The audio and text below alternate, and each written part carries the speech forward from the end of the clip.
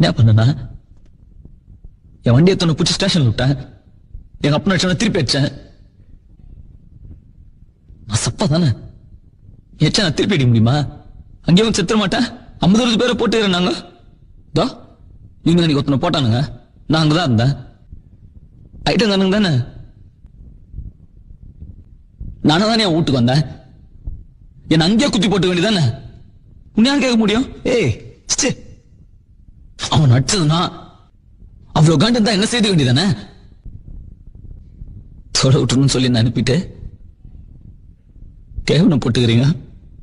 பொட்ட மாதிரி இங்கே போட்டுறேன். நீ வெளியே போயிரு. போடுற நான் பேச்சு பேசுறோம். நல்லா இவ்வளவு பேச விட்டுன்னு போடு. ரவி உண்ணா. டேய் ரவி போடுற. டேய் தப்பு உந்து.